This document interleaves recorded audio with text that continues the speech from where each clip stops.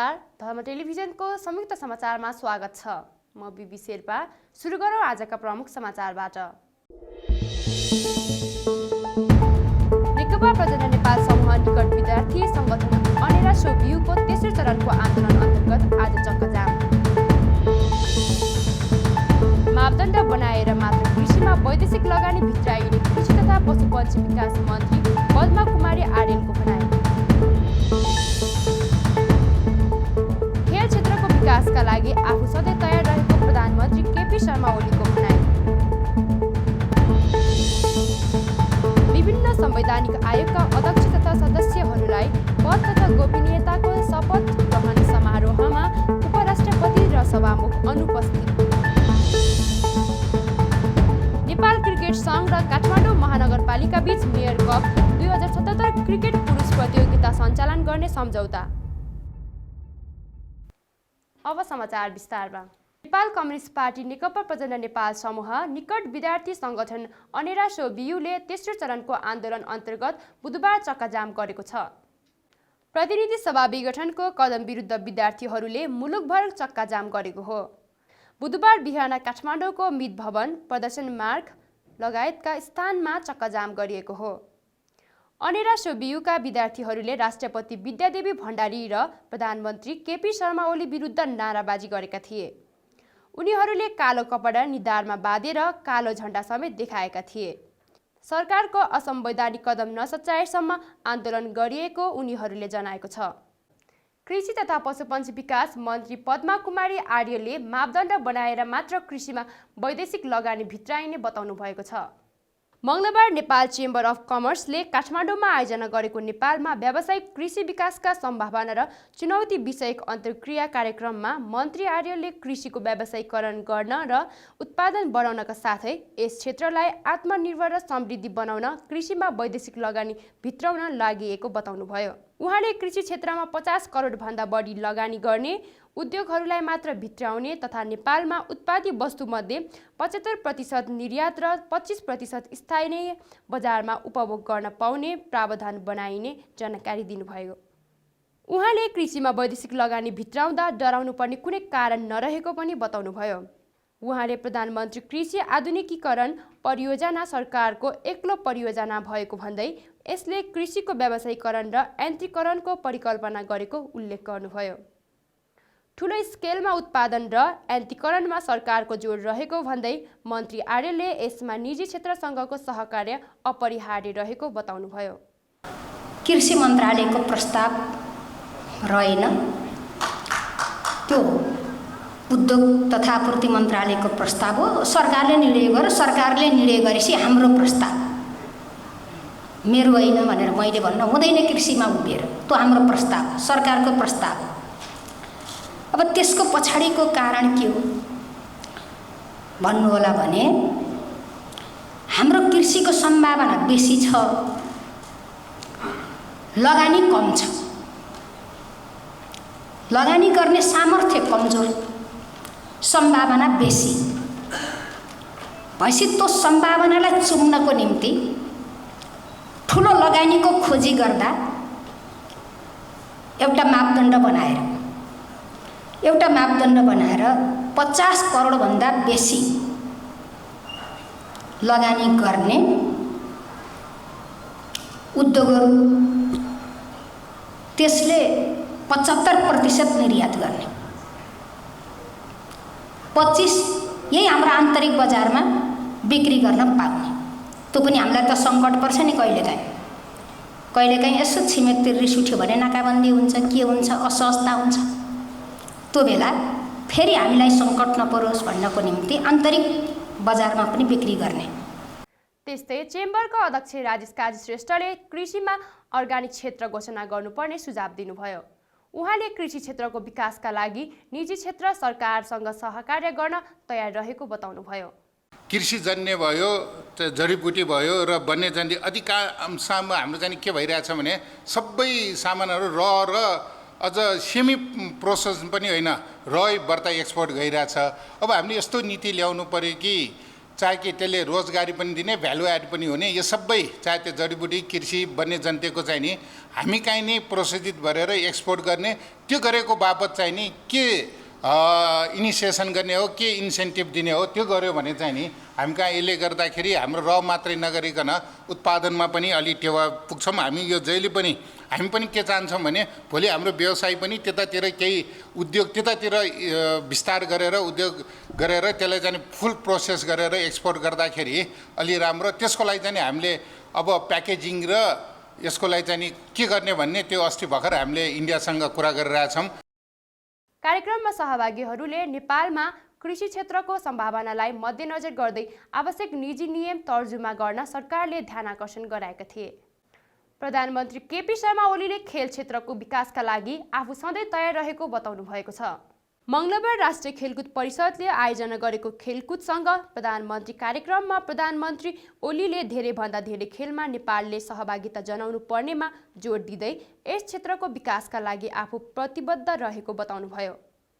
कोरोनाका कारण खेलकुद क्षेत्र पछि परेको बताउँदै प्रधानमन्त्री ओलीले अब भ्याक्सिन आइसकेको अवस्थामा नेपाली खेलकुदले गति लिने विश्वास पनि व्यक्त गर्नुभयो। प्रधानमन्त्री ओलीले कोरोनाका कारण बजेट घटेको स्वीकार गर्दै यसै वर्ष कोरोनालाई परास्त गर्ने अभियानमा सरकार रहेको बताउँदै बजेट बढ्ने आश्वासन पनि दिनुभयो। खेलकुदका पूर्वाधार निर्माणका सरकारको ध्यान केन्द्रित रहेको बताउनुभयो। पूर्वाधारको सवालमा खेलाडीहरूको प्रश्नको जवाफ दिँदै साथै प्रदेशमा अन्तर्राष्ट्रिय स्तरको रङ्गशाला बनाउने विषयमा केही व्यक्तिको इगोका कारण पनि समस्या भएको जिकिर गर्नुभयो। चुनावपछि आउँदो आर्थिक वर्षको बजेट पेश हुँदा पूर्वाधार निर्माणका लागि बजेट पेश गर्ने उहाँले प्रतिबद्धता जनाउनुभयो। हामी हार्यौँ किन त? हामीले 12औं दक्षिण एसियाली खेलकुदमा 3टा मात्रै स्वर्ण किन जित्यौँ? किन 3टा मात्रै? अभ्यास पुगेन। बहादुर पुर्खाकै सन्तान भए पनि, लडाइँ पनि कहिल्यै नहार्ने जात भए पनि, नहार्ने इतिहास भए पनि, नहार्ने परम्परा भए पनि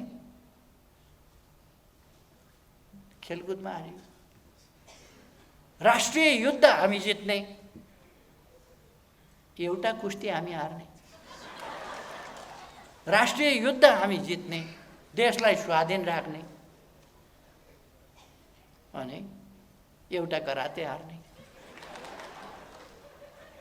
एउटा सितेरियो हार्ने, एउटा कम्फू हार्ने, एउटा भारोत्तोलन हार्ने।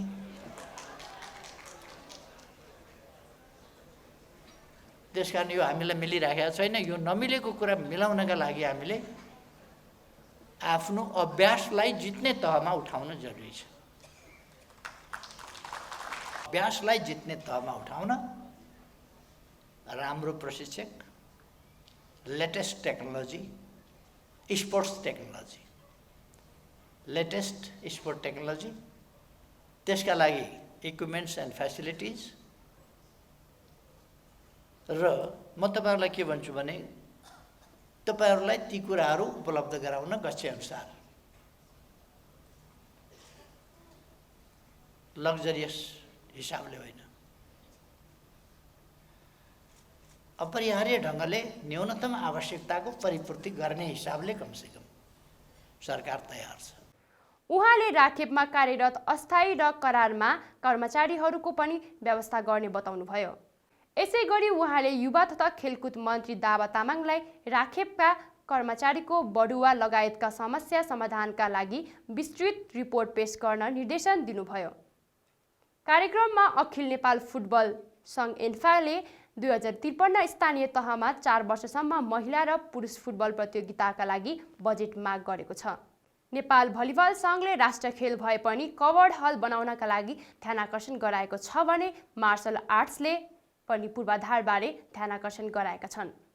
विभिन्न संवैधानिक आयोगका अध्यक्ष तथा सदस्यहरूलाई पद तथा गोपनीयता शपथ ग्रहण समारोहमा उपराष्ट्रपति नन्द किशोर पुन र सभामुख अग्नि सापकोटा अनुपस्थित भएका छन्। बुधबार बिहान राष्ट्रपति कार्यालयमा भएको शपथ ग्रहण समारोहमा राष्ट्रपति विद्यादेवी भण्डारी, प्रधानमन्त्री केपी ओली र राष्ट्रिय सभाका अध्यक्ष गणेश तिमल सिन्हा उपस्थिति भए पनि उपराष्ट्रपति पूर्ण र सभामुख सापकोटा अनुपस्थित भएका छन्। नेपाल क्रिकेट सङ्घ र काठमाडौँ महानगरपालिका बीच मेयर कप 2077 क्रिकेट पुरुष प्रतियोगिता सञ्चालन गर्ने सम्झौता भएको छ। मङ्गलबार प्रतियोगिता सञ्चालन गर्न क्रिकेट सङ्घ र महानगर बीच सम्झौता पत्रमा हस्ताक्षर भएको छ। काठमाडौँ महानगरपालिकाका मेयर विद्यासुन्दर साक्यको उपस्थितिमा नेपाल क्रिकेट सङ्घका अध्यक्ष चतुर बहादुर चन्द र महानगरपालिकाका प्रमुख प्रशासकीय अधिकृत राजेश्वर ग्यावालीले सम्झौता पत्रमा हस्ताक्षर गर्नुभयो।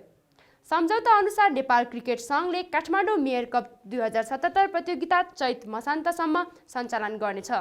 प्रतियोगिता सञ्चालनको लागि महानगरपालिकाले 50 लाख रुपैयाँ अनुदान दिनेछ। सम्झौता कार्यक्रममा काठमाडौँ महानगरका प्रमुख साक्यले महानगरले खेल क्षेत्रको विकासका लागि आवश्यक बजेट बढाएको जानकारी दिनुभयो। अर्को वर्ष खेलकुदमा अझै बजेट बढाउने योजना रहेको उहाँले बताउनुभयो। र काठमाडौँ महानगरपालिकामा हामी आइसकेपछि खेलकुदमा पनि अलिअलि बजेट चाहिँ बढाउनै लगिरहेका छौँ। पहिलो प्राथमिकता हाम्रो पूर्वाधारतिर हो, सम्पदातिर हो। त्यो बाहेक पनि शिक्षा, स्वास्थ्य, खेलकुद विभिन्न सिपमूलक कार्यक्रमलाई पनि हामीले लक्ष्य बनाएर अगाडि बढिरहेका छौँ। र खेलकुदमा बजेट यो पहिला नियमित बजेटभन्दा थप बजेट हो। त्यसकारण यो कार्यक्रम पश्चात अर्को वर्षमा हामीले बजेट बनाउँदा खेलकुदलाई थप बजेट चाहिँ हामी व्यवस्थापन गरी अगाडि बढ्छौँ। हुन त काठमाडौँ महानगरपालिकाले यहाँ भएका अन्तर्राष्ट्रिय खेल सागको बेलामा पनि राष्ट्रिय खेलकुद परिषदसँग सहकार्य गरेर धेरै सहयोग गरेका थियौँ। राष्ट्रिय तथा राष्ट्रिय खेलाडीहरूको मनोबल बढाउने र अन्तर्राष्ट्रिय खेलाडीहरू काठमाडौँ आउँदा काठमाडौँको बसाइलाई सुखमय बनाउनको लागि हामीले धेरै कोसिस पनि गरेका थियौँ र उहाँको स्वागत सत्कारमा हामीले धेरै मेहनत पनि गरेका थियौँ। मलाई लाग्छ देशभरिबाट आएका खेलाडीहरू र विदेशबाट आएका खेलाडीहरूले काठमाडौँ आउँदाखेरि काठमाडौँ सम्झन लायकको बनाउने के लिए हामीले कोसिस गरेका थियौँ। त्यो प्रभाव छोड्नुपर्छ भनेर हामीले मेहनत गरेका थियौँ। अब क्रिकेटको माध्यमबाट हार जित ठुलो कुरा होइन, देशभित्र मात्र होइन, यो अन्तर्राष्ट्रिय रूपमा पनि कोही खेलाडीले जितेर आयो भने व्यक्तिको नामभन्दा पनि पहिला राष्ट्रको नाम आउँछ। व्यक्ति को हो ठुलो हुँदैन। कसले राष्ट्रिय झन्डालाई अन्तर्राष्ट्रिय क्षेत्रमा फहराउन सक्यो, त्यसबेला चिनेका नचिनेका सबैले उहाँलाई स्वागत गरिरहेका हुन्छन्। त्यस्तै सङ्घका अध्यक्ष चन्दले स्तरीय क्रिकेट प्रतियोगिता गर्ने दाबी गर्नुभयो।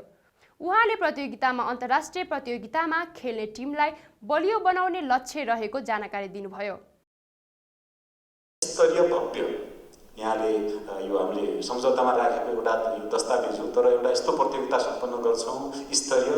त्यसबाट मलाई लाग्छ काठमाडौँ महानगरले कुनै कहीँ कतै प्रश्न उठाउने हामी त्यस्तो ठाउँ त दिन्नौँ र अन्य स्थानीय तह नगरहरूलाई पनि आफ्नो ठाउँमा आफ्नो स्तरको क्रिकेटपट्टि हामीले पनि लगानी गर्न पाए हुन्थ्यो, क्रिकेटमा चाहिँ हामीले चाहिँ कन्ट्रिब्युट गर्न पाए हुन्थ्यो भन्ने खालको वातावरण चाहिँ यही काठमाडौँ मेयर कपबाट चाहिँ हामीले चाहिँ एउटा त्यस्तो किसिमको सन्देश दिने चाहिँ प्रयास गर्छु भन्ने मेरो नेपाल क्रिकेट सङ्घको तर्फबाट मैले नगर प्रमुखज्यू समक्ष, प्रमुख प्रशासक अधिकृतज्यू समक्ष यो एउटा प्रतिबद्धता मिडियाका साथीहरूलाई राखेर चाहिँ हामी चाहिँ स्तरीय प्रतियोगिता गर्छौँ र यो प्रतियोगिताबाट कमसेकम नेपालको अन्तर्राष्ट्रिय जुन हाम्रो चाहिँ सहभागितामा छ त्यसलाई चाहिँ निश्चित रूपमा कुनै कुनै बल मिल्ने छ, एउटा तयारीको रूपमा, पूर्व तयारीको रूपमा र अन्तर्राष्ट्रिय क्रिकेट प्रतियोगिताहरूमा हामीले जुन किसिमको एउटा अभ्यास मेचहरू गर्नुपर्ने हुन्छ त्यो चाहिँ एउटा तयारीको रूपमा चाहिँ हामीले चाहिँ यसलाई चाहिँ त्यस्तो प्रतियोगिता बलियो बनाउनका लागि हामीले चाहिँ टिम बलियो बनाउनलाई यसबाट निश्चित रूपमा एउटा नेपाल टिम चाहिँ बलियो हुनेछ भन्ने मैले